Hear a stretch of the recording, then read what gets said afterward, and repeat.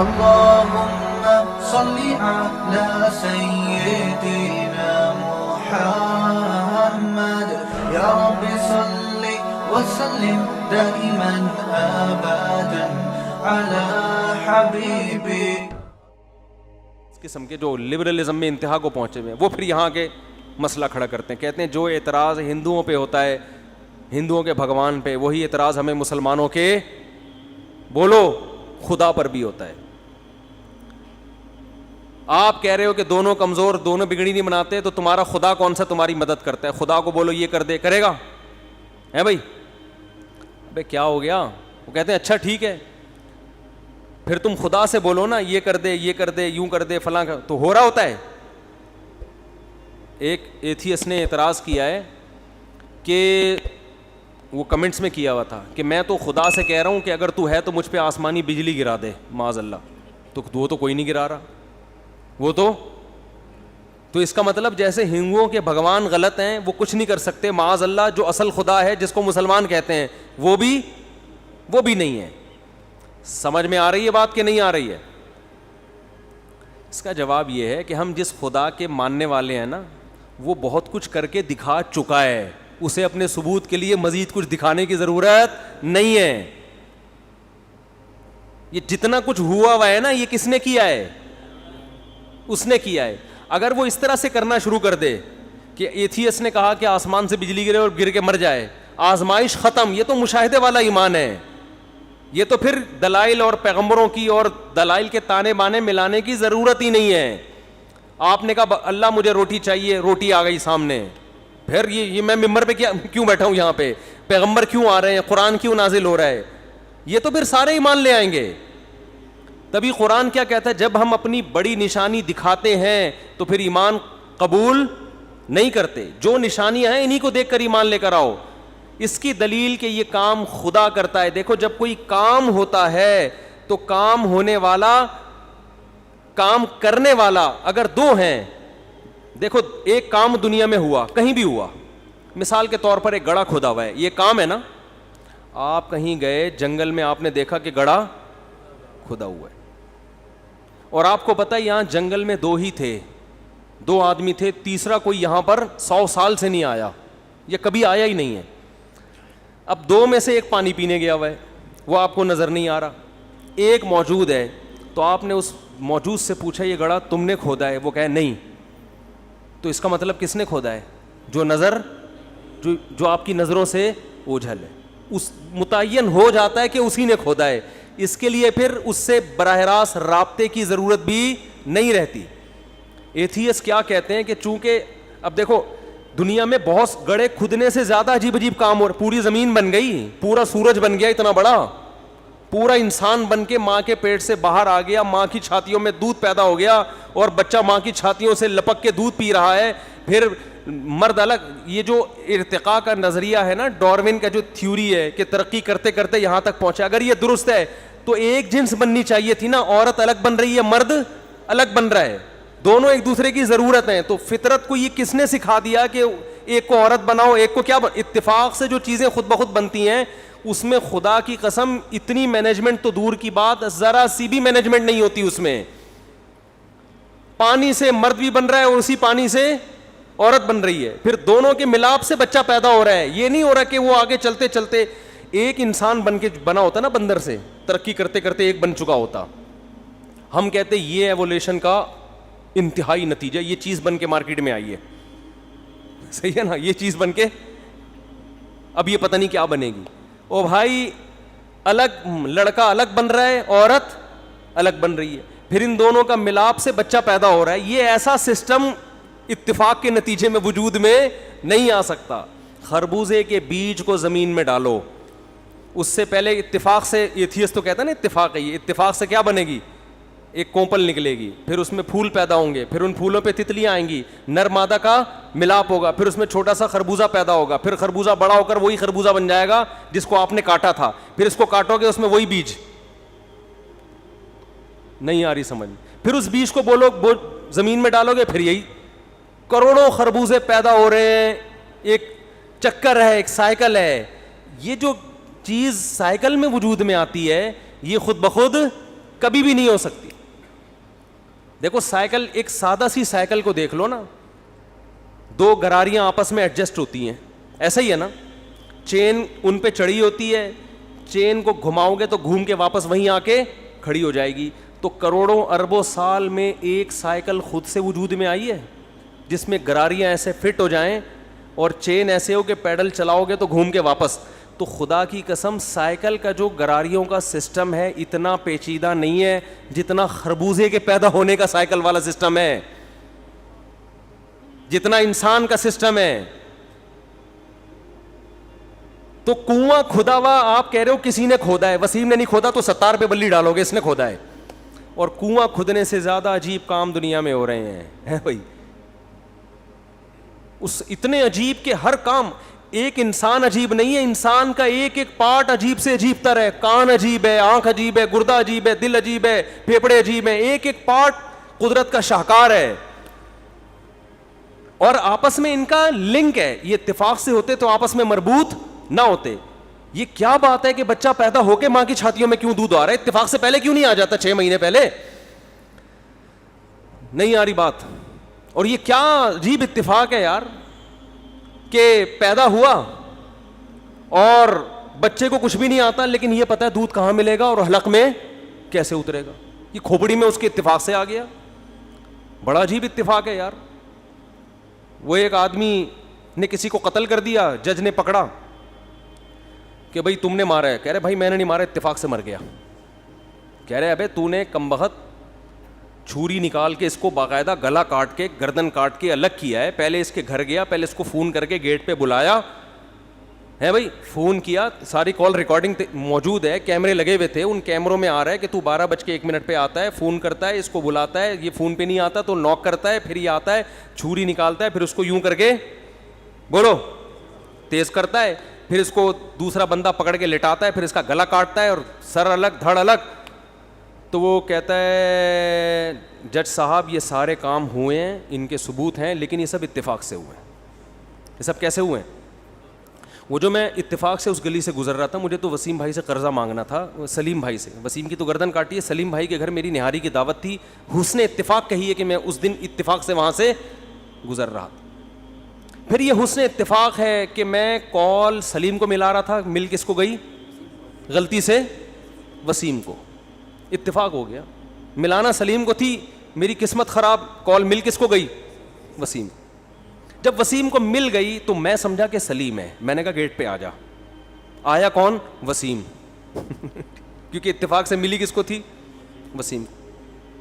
پھر میں جو چھری نکال کے چیک کر رہا تھا نا, وہ اس کو قتل کرنے کے لیے, ذبح کرنے کے لیے نہیں, حسن اتفاق کہیے کہ اسی دن بقرعید بھی تھی, میں نے بکرا کاٹنا تھا, میں چھری چیک کر رہا تھا کہ یہ چھری کیسی, بقرعید تھی نہیں آنے والی تھی تو میں چیک کر رہا تھا.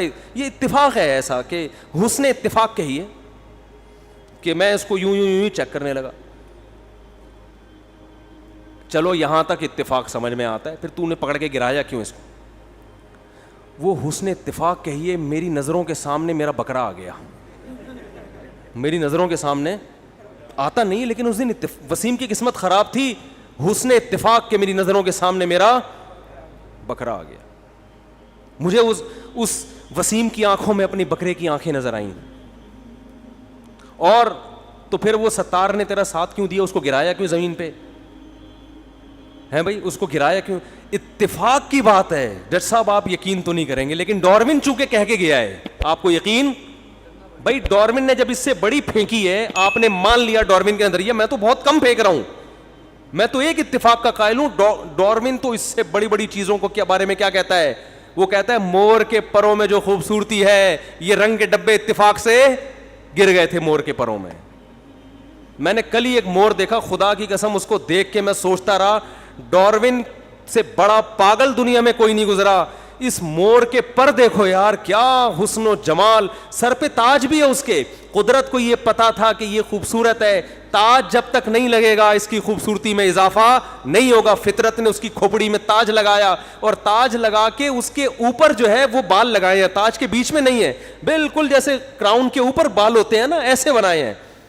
گردن کا رنگ میں کیسی چمک, اور پھر اس کو اتنے خوبصورت پر دیے, تو اب وہ پر جیسے ساڑیاں ہوتی ہیں نا, ایسے عورتیں ان کو گھسیٹتی بھی لے جا رہی ہوتی ہیں, ایسے اپنے پروں کو زمین پہ گھسیٹتا ہوا لے کے جا رہا ہے. اور مور ہے واحد جانور جو اپنے پر کھول کے دنیا کو دکھاتا ہے. حسن اتفاق ہے کہ اسی کی کھوپڑی میں دکھانا لکھا ہوا ہے. گدھا شور نہیں مارتا, گدھے اسٹائل, گدھے کو دیکھا کبھی ناز و نخرے دکھا رہا ہو, اسٹائل پوز بنا کے فطرت نے اس کو بتایا ہوا ہے کہ تو گدھا ہے, گدھے والی حرکتیں تیرے پہ سوٹ کرے, تو ڈھیچو نیچو کر کلاٹیاں کھا. مور کے اسٹائل میں کبھی اپنے شو مارنے کی اور پوز بنانے کی کوشش نہیں کرنا. گدھا کبھی نہیں کرتا پوز. مور جو ہے وہ پوز بناتا ہے, اپنے دکھاتا ہے نا. یہ اتفاق ہے. او بھائی کوئی خدا ہے جس کو پتا ہے کہ جب میں نے مور کو خوبصورتی دی ہے تو اس کی خوبصورتی ایکسپوز اسی صورت میں ہوگی کہ کبھی کبھار وہ اپنے پروں کو کھول کے دنیا کو دکھایا کرے اور اپنے رنگ دکھا کے ڈاروین کا منہ چڑھائے اور ملحد اور ایتھیس کا منہ چڑھائے کہ بتا یہ کلر خود سے پیدا ہو سکتے ہیں کسی چیز میں, یہ کیسے پیدا ہو سکتے ہیں. تو ہمیں اپنے جو خدا ہے نا اس کے کہ وہ کارساز ہے, وہ کام بناتا ہے, اس کے لیے اس کے مزید کاموں کے ثبوت کی ضرورت نہیں ہے. اتنے کام اس نے کر کے دکھا دیے ہیں کہ وہ تبھی قرآن اپنے کام جو اللہ نے کیے ہیں نا انہیں نشانیوں کے طور پہ دکھاتا ہے. ان فی خلق السماوات والارض واختلاف اللیل والنہار لآیات لأولی الالباب. اگر کوئی ہندو ہم سے پوچھے کہ ہمارا بھگوان کچھ نہیں کر پاتا, تمہارا کیا کرتا ہے, ہم کہیں گے جو کچھ کیا ہے کس نے کیا ہے, ہمارے والے نے کیا ہے, کیونکہ ہم نے تو نہیں کیا اور دوسری کوئی مخلوق ہے بھی نہیں جو کرنے والی, تو کس پر کون کر رہا ہے پھر. وہ خدا ہے جو ہمیں نظر نہیں آتا, جس نے کتابیں نازل کی, جس نے پیغمبروں کو بھیج کے اپنا تعارف کروایا. تو اتنا کچھ کر چکا ہے. اس نے مور بنایا, اس نے خربوزے بنائے, اس نے انسانوں کو بنایا. آنکھ الم نجعل لہ عینین. قرآن کہہ رہا ہے کہ ہندو تم سے پوچھے کہ تمہارے بھگوان نے کیا کیا تو اس کو بولو الم نجعل لہ عینین, کیا میں نے تیری دو آنکھیں نہیں بنائی. ولسانا وشفتین, یہ زبان جس سے تو بول رہا ہے چکھ رہا ہے یہ میں نے نہیں بنائی تو کس نے بنائی ہے, یہ خود بخود بن گئی. وشفتین, ہونٹ, یہ کس نے بنائے ہیں, کیا ایسی ایڈجسٹمنٹ ہے. زبان کا کام بولنا بھی ہے, چکھنا بھی ہے, اور ایسے آلات. ایک گوشت کا ٹکڑا ہے, میٹھے کا بھی اندازہ لگا لے گا, کڑوے کا بھی اندازہ لگا لے گا, گرم کا بھی, ٹھنڈے کا بھی, خوشبو نہیں پتہ چلے گی. ناک میں ایسے آلات لگا دیے, وہ میٹھا گرم ٹھنڈا نہیں بتائے گی, وہ فوراً سونگھ کے بتا دے گی بدبودار ہے یا خوشبودار. آنکھ گرم ٹھنڈا یا بدبو خوشبو نہیں بتائے گی, وہ کلر دیکھ کے بتائے گی آنکھ کہ کلر کیسا ہے اس کا. کان آواز سن کے بتائیں گے یہ کیسا سنتا ہے, کچھ اور نہیں کر سکتے. اور یہ ساری چیزیں اتنی سی کھوپڑی میں اتنے سارے پیچیدہ آلات فٹ کر دیے, ٹھیک ہے نا, اتنی سی کھوپڑی میں اتنی پیچیدہ مشینیں جو اب تک جاپان کے سائنسدان بھی نہیں بنا سکے. تو یہ میں کہتا ہوں ایک مشین خود نہیں بن سکتی, یہ مشین بن کے ایک کھوپڑی میں فٹ ہو جائے اور وہ کھوپڑی کے پوری باڈی کے ساتھ لنک ہو اور وہ پوری باڈی ایک مربوط نظام میں آ جائے, یہ آٹومیٹیکلی خود بخود نہیں ہو سکتا. ہم نے یہ کام نہیں کیا ہے تو کس نے کیا ہے, کوئی ایک ذات ہے جو کر رہی ہے, وہی اپنا تعارف کرواتے ہیں قرآن میں, وہی پیغمبروں کے ذریعے. تو ہمیں اپنے خدا کے بہت کچھ کرنے کے ثبوت کے لیے مزید دلائل دینے کی ضرورت نہیں ہے. اور آگے بھی جو کچھ کرے گا وہ کون کرے گا, وہ خدا. تبھی ہم اس سے مانگتے ہیں. اب جو ملحد لوگ مذاق اڑاتے ہیں تم دعا مانگتے ہوتا تو کچھ نہیں ہے, ہم کہتے ہیں اسی لیے کچھ نہیں ہوتا کہ تمہارے جیسے لوگوں کو ایمان کی توفیق نہ ملے. ہمیں جب پتہ ہے وہ سب کچھ کر سکتا ہے تو ہم اس سے مانگتے ہیں, اس کی مرضی کرے نہ کرے یہ ہمارا ہیڈک نہیں ہے, یہ کس کی ذمہ داری ہے. بھائی آپ کو پتہ ہے کہ علاقے کا تھانے دار ہے اور آپ کا خیر خواہ بھی ہے, علاقے میں ایس ایچ او صاحب آ گئے, آپ کو جیل سے رہائی بھی دلا سکتے ہیں, گرفتاری سے بچا بھی سکتے ہیں, اور آپ سے ان کی دوستی بھی ہے, آپ کو مروانا بھی نہیں چاہتے. آپ نے اپلیکیشن بھیج دی, سر سنا ہے کل مجھے پولیس والے اٹھا لیں گے, کائنڈلی آپ میری مدد کریں. تھانے دار تک رپورٹ پہنچ بھی گئی, آپ کو پتہ ہے کہ اس کو مجھ سے محبت بھی ہے, آپ کا باپ ہی ہے وہ, سمجھ لو ابا ہے آپ کا. کون ہے وہ, ابا. پھر بھی وہ اپلیکیشن پر عمل نہیں کر رہا, موبائل آتی ہے اٹھا کے لے جاتی ہے. اگر آپ کو ایس ایچ او پر اعتماد ہے, آپ کہو گے یار اسی میں کیا ہوگی, خیر ابا نے کوئی وجہ ہوگی جو اٹھوایا, ابا کہہ رہے ہیں تو ایک دفعہ اٹھ کے اندر آ جا پھر دیکھتا ہوں, کوئی کیس کی نوعیت اس قسم کی ہوگی. آپ 10 تعویلات کرو گے کہ یار جو میرا دشمن نہیں ہے وہ میرے لیے کیا کرے گا, وہ صحیح کرے گا. بعض دفعہ اس لیے بھی گرفتار کروا دیا جاتا ہے کہ کسی بڑے دہشت گرد سے بچانے کے لیے, کسی کیس سے بچانے کے لیے. بھائی بہت سے لوگ مجرم ہوتے ہیں نا, ان پہ قتل کا کیس ہوتا ہے تو وہ وکیل پیش کرتا ہے کہ یہ تو فلاں دنوں میں جیل میں تھے ٹھیک ہے نا, یہ تو جیل میں تھے, تو وہ اتنا خوش ہوتا ہے شکر ہے میں اس وقت کہاں تھا جیل میں, ورنہ یہ قتل کا کیس میرے اوپر ہی آتا. یعقوب علیہ السلام ساری زندگی ٹینشنوں میں, دعائیں مانگتے رہے, دعائیں قبول نہیں ہو رہی, لیکن قرآن کہتا ہے کبھی مایوسی کی بات نہیں کی. جب بھی ان کے بچوں نے کہا ابا آپ کو ابھی تک یوسف یاد ہے, انہوں نے فرمایا اعلم من اللہ ما لا تعلمون, میں اللہ کے بارے میں وہ کچھ جانتا ہوں جو تم نہیں جانتے. تو جب کوئی ملحد ہم پر اعتراض کرتا ہے تم دعاؤں کے لیے ہاتھ اٹھاتے ہو, ہوتا تو کچھ نہیں ہے. ہم اس سے کہتے ہیں ہم اپنے اللہ کے بارے میں جو کچھ جانتے ہیں وہ تم نہیں جانتے. تم اس اللہ سے لو لگاؤ, تمہیں پتہ چلے گا بہت کچھ ہوتا ہے, بہت کچھ ہوتا ہے. تسلی ہو جاتی ہے, ہم نے اپنی گوٹ اللہ کے حوالے کر دی ہے, صحیح ہے نا, اپنی فائل کہاں داخل کر دی ہے. اب جو ہوگا کیا ہوگا, اچھا ہوگا, برا بھی اچھا ہے اب, اس لیے کہ یہ دنیا تو اصل ہے ہی نہیں, یہ اصل ہے ہی نہیں. یہ اصل ہوتی تو بھائی یہاں تو کرپٹ لوگ ترقی کر جاتے ہیں, ایماندار پس جاتے ہیں, ہم تو دیکھ رہے ہیں. یہاں تو ہم کسی غریب کو بھی کھلاتے ہیں تو ہمارے پیغمبر نے, اسلام نے ہمیں بتایا کہ آدھی کھجور کا ٹکڑا اگر خدا کو خوش کرنے کے لیے دو گے یہ بھی خدا کے غضب کو ٹھنڈا کرے گا. بتاؤ آدھی کھجور کسی کو نظر آتا ہے کسی کو دے رہے ہو اور آپ, لیکن یہ اللہ کے غضب کو کیا کر دے گا, یہ کھجور یہ ٹھنڈا کر دے گا.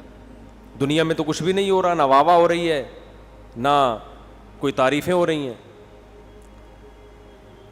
تو میں یہ کر رہا تھا کہ دو ہی چیزیں پھیلنے والی ہیں. دوسرے مذاہب سے لوگ پیچھے ہٹ رہے ہیں, ان میں جان نہیں ہے, کوئی طریقہ حیات ہی نہیں ہے ان کے پاس, نا کوئی قانون ہی نہیں ہے, کوئی حلال و حرام کا سیٹ اپ ہی نہیں ہے. یہ کس کے پاس ہے, مسلمانوں کے. تبھی جتنے ایتھیسٹ ہیں وہ ہندوازم کے خلاف تقریریں نہیں کرتے, حالانکہ وہ تو ہزاروں بھگوانوں کے قائل ہے نا. ابے بھائی جو ایک خدا کو نہیں مان رہا وہ ہزاروں کو کہاں سے مانے گا.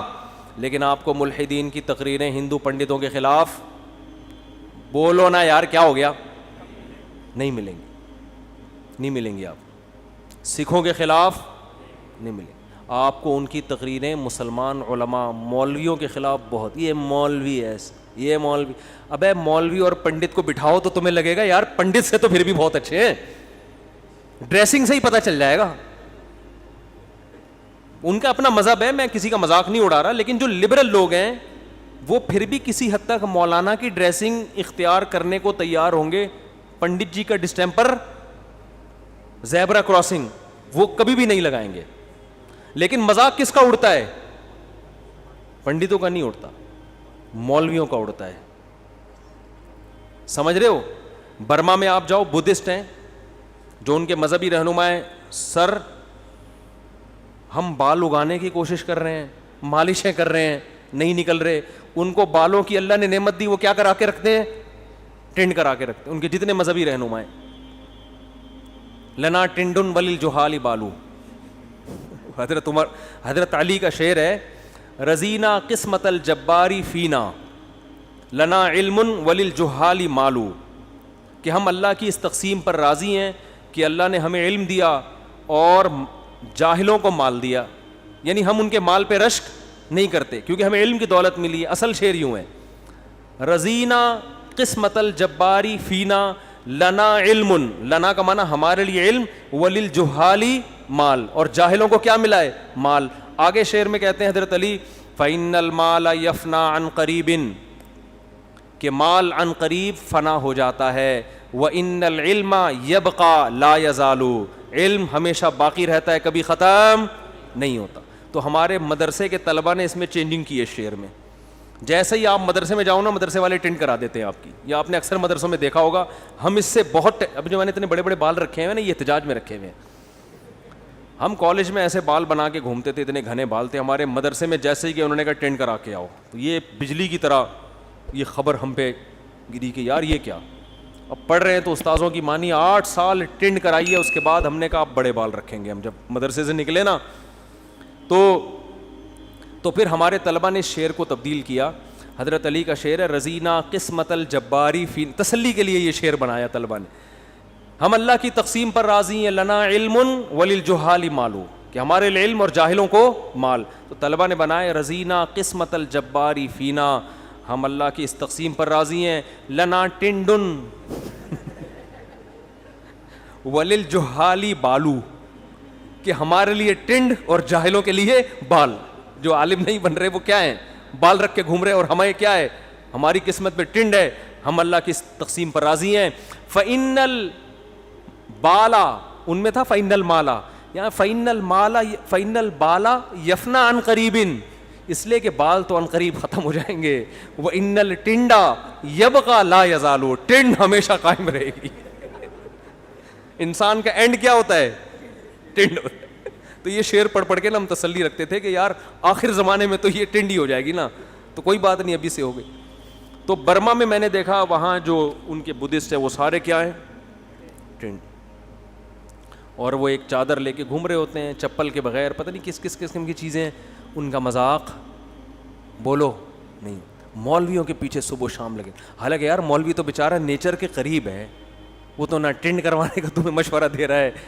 اور یہ بدھسٹ اور پنڈت لوگ عورتوں سے دور رہتے ہیں ساری زندگی. مولوی تو تمہیں نیچر کے قریب لا رہا ہے, بولا بھائی ایک نہیں کتنی کرو, 4 کرو, یہ تو نیچر کے قریب لا رہا ہے تمہیں, ٹھیک ہے نا. صحابہ نے, چند صحابہ نبی کے پاس آئے, بخاری مسلم کی حدیث, انہوں نے حضرت عائشہ سے پوچھا نبی کی عبادت کیا ہے, فرمایا یہ ہے. تو انہوں نے کہا کہ ہم تو نبی کو تو اللہ نے کوئی گناہ تو نبی سے نہیں ہوتا, خطائیں معاف کر دی ہیں, تو ہم اب زیادہ محنت کریں گے. ایک نے کہا اللہ کی قسم میں گوشت نہیں کھاؤں گا کبھی, گوشت مرغوب چیز ہے نا انسان کی, میں سبزیوں پہ گزارا کروں گا. ان کا خیال تھا کہ یہ یعنی ایک دنیا سے میں دور رہوں گا اور گوشت کے بجائے سبزی کھاؤں گا. ایک نے کہا میں اللہ کی قسم میں کبھی بھی شادی نہیں کروں گا, اپنی خواہش پہ کنٹرول کروں گا. یہ ایک شادی بھی ایک قسم کا عیش ہے, اپنی خواہش پوری ہوتی, یہ نہیں کروں گا, میں عورتوں سے دور رہوں گا. ایک نے کہا اللہ کی قسم میں ساری رات نماز پڑھوں گا, سوؤں گا نہیں. نیند بھی تو ایک لذت ہے نا, نیند کی لذت نہیں حاصل کروں گا.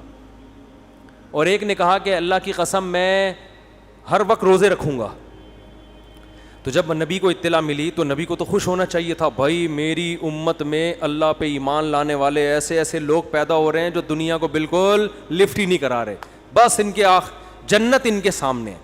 یہاں یہ گویا کے پان کے پتے کھا کے سبزیاں کھا کے گزارا کریں گے, گوشت کہاں کھائیں گے جا کے, جنت میں. ایسے دنیا کو لات ماری ہے انہوں نے, ہے بھائی ایسے ہی لوگ مجھے چاہیے. ہونا تو بظاہر ایسا ہونا چاہیے تھا نا یار, ایسے قربانی والے ساتھیوں, اپنی خواہش پہ بھی کنٹرول, کوئی عورت مورت کچھ نہیں, اللہ اللہ, اور میدان جہاد میں بس بہادری کے جوہر, اور سبزیاں کھائیں گے, گوشت موش کباب تکے مکے سب.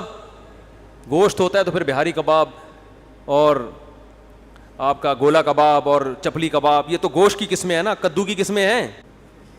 وہ ایک مشہور یوٹیوبر ہیں, بڑے زبردست نام ہے, آفاق احمد, لندن کے, ان کے چینل کو سبسکرائب کریں, بڑے خاندانی آدمی ہیں.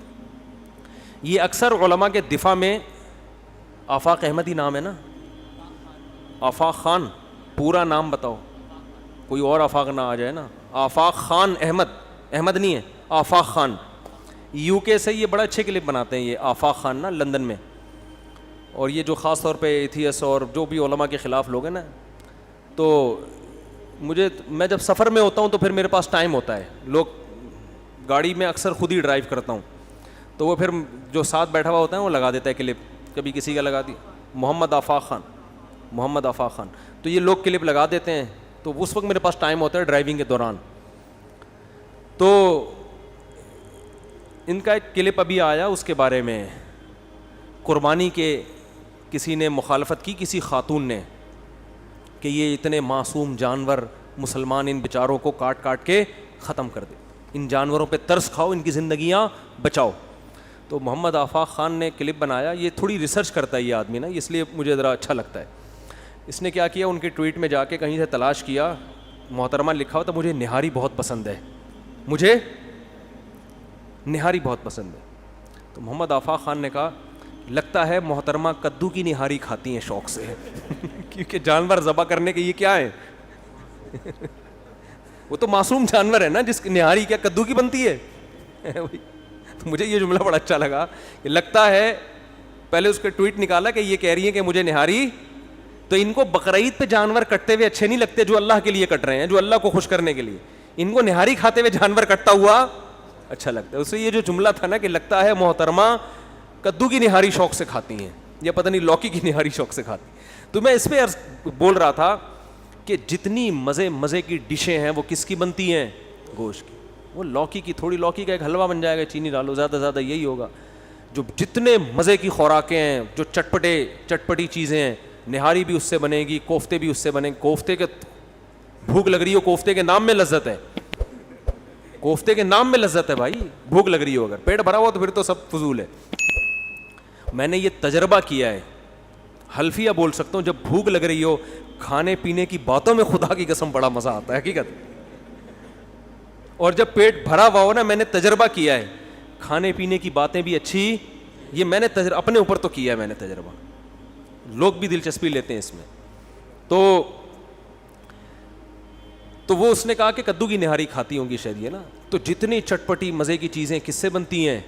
گوشت. لذت بھی اللہ نے اس میں رکھی ہے. تو صحابی نے کہا میں دنیا سے بے رغبتی اختیار کروں گا, گوشت نہیں کھاؤں گا. اور ایک نے کہا میں ہمیشہ روزے رکھوں گا, کبھی ناغہ نہیں کروں گا. اور ایک نے کہا میں ساری رات جاگتا رہوں گا, نمازیں پڑھ سوؤں گا نہیں. ایک نے کہا میں کبھی شادی نہیں کروں گا, یہ عیش و عشرت ہے بس ایسے اللہ اللہ بس. تو دیکھو جھوٹا نبی ایسی باتوں سے خوش ہوتا ہے کہ مجھے ایسے لوگ چاہیے قربانی والے, کیونکہ اب اس ڈیزائن کے جب چیزیں پیدا ہوں گی تو ان کو تو آگ میں پھینکو, وہ آگ میں چھلانگ لگا دیں گے. کیا خیال ہے؟ ایسا ہی ہے نا, ایسے لوگ تو صحیح غلام بنتے ہیں. لیکن ہمارے نبی چونکہ نیچر سکھانے آئے تھے, اسلام دین فطرت ہے, فطرت کا دوسرا نام ہے, اس لیے نبی نے ان کو اپریشیٹ نہیں کیا بلکہ تنبیہ کی. فرمایا اتزوج النساء, میں تو عورتوں سے نکاح کرتا ہوں. ہے بھائی, یہ مجھ سے بھی آگے نکل رہے ہیں. میں تو گوشت بھی کھاتا ہوں, میں تو سوتا بھی ہوں, نماز بھی پڑھتا ہوں, آرام بھی کرتا ہوں, میں تو روزے بھی رکھتا ہوں, ناغے بھی کرتا ہوں, صحت کا بھی خیال کرتا ہوں. پھر ایسے موقع پہ آپ نے فرمایا مر رغب عن سنتی فلیس منی, جو میرے طریقے سے ہٹ کے چلے گا وہ مجھ سے بولو نہیں ہے, وہ کسی اور مذہب کو فالو, وہ اسلام نہیں ہے, اسلام نہیں ہے یہ. اس لیے خام خواہ میں نا علماء جب گاڑیوں میں گھوم رہے ہوں, کھا رہے ہوں کباب چپلی, تو اعتراض نہ کیا کرو ان مولویوں کو, دیکھو کیا ہو رہا ہے. پتہ نہیں خام خواہ میں کیوں برے لگ رہے ہیں تمہیں کھاتے ہوئے یار. اور لوگوں کی بھی عادت ہے, جب ہماری میں تو دعوتیں قبول نہیں کرتا, بس یہ جلدی سے بات کو سمیٹ کے میں بیان ختم کرتا ہوں, میں دعوتیں قبول نہیں کرتا, ٹائم نہیں ہے. لیکن کبھی کبھی دعوت کوئی ہو جائے تو لوگ پرتکلف بکرے وکرے رانے وانے لا کے رکھ دیتے ہیں, تصویریں کھینچ کے کہاں ڈال رہے ہیں, عجیب منظر جا رہا ہوتا ہے. ایک دفعہ میں بیٹھا ہوں سوراب کوٹ پہ نا, اتنی بڑی روٹی میرے سامنے, اور میں ایسے اسٹائل میں بیٹھا ہوا نا یوں کر کے, میں اپنا اسٹائل تھا, اتنی بڑی روٹی میرے سامنے اور اتنی بوٹیاں پوری بھری ہوئی نا, وہ بھینس کی بوٹیاں ہوتی ہیں, وہ اس کو لوگ دمبے کی کہہ کے کھا رہے ہوتے ہیں. تو اتنی بوٹیاں, وہ تصویر جناب کسی نے کھینچ لی, اور میں نے کہا اللہ کا واسطہ ہے اس کو ڈیلیٹ کروا دے یار. وہ ملحدین کو مل گئی تو وہ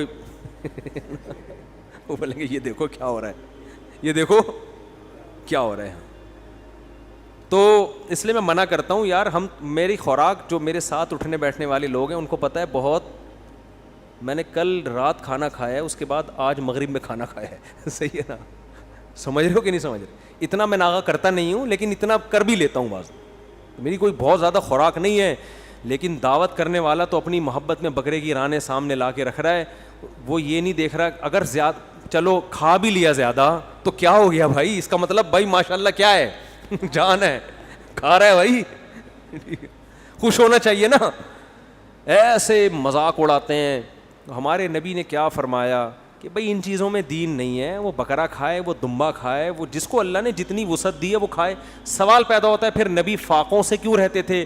بھائی نبی اپنے پاس مال رکھتے ہی نہیں تھے کھانے کے لیے, صبح آیا شام ہونے سے پہلے سارا صدقہ کر دیا, تو رکھتے ہی نہیں تھے. تو نبی کا بہت بڑا ظرف تھا. مال ہو پھر دال کھا رہے ہو بکرا چھوڑ کے, یہ کنجوس ہونے کی علامت ہے, یہ نیک ہونے کی علامت. پیسہ اللہ نے دیا ہے پھر بھی آپ چنچی میں گھوم رہے ہو, گاڑی نہیں خریدتے, تو یہ سادگی نہیں ہے, اٹ از کالڈ کنجوسی. اسے کیا کہتے ہیں؟ کنجوسی کہتے ہیں کہ ہوتے ہوئے بھی استعمال نہ کرے, جب ہے تو پھر کھاؤ بھائی, بکرے بھی کھاؤ, دمبے بھی کھاؤ اور چربی بھی کھاؤ, اور جو ہے جائیدادیں نہ کھاؤ بس بہنوں کی. تو جلدی سے بات کو سمیٹ کے ختم کرتا ہوں کہ بات چل رہی تھی کہ رسول اللہ صلی اللہ علیہ وسلم نے ان صحابہ کو اعتدال کی ترغیب دی. یہ اصل اسلام ہے. نیچر نیچر نیچر نیچر کو فوکس کر رہا ہے, نیچر سے آپ کو ہٹا نہیں رہا, جبکہ جو الحاد والے لوگ ہیں وہ آپ کو نیچر سے. مفتی طارق مسعود صاحب کے بیانات سننے کے لیے youtube.com/مفتی طارق مسعود کو سبسکرائب کریں, اور اگر آپ لائیو ویڈیو کو کبھی بھی مس نہیں کرنا چاہتے ہیں تو سبسکرائب کرنے کے بعد بیل آئیکن پہ کلک کرنا مت بھولیں. جزاک اللہ.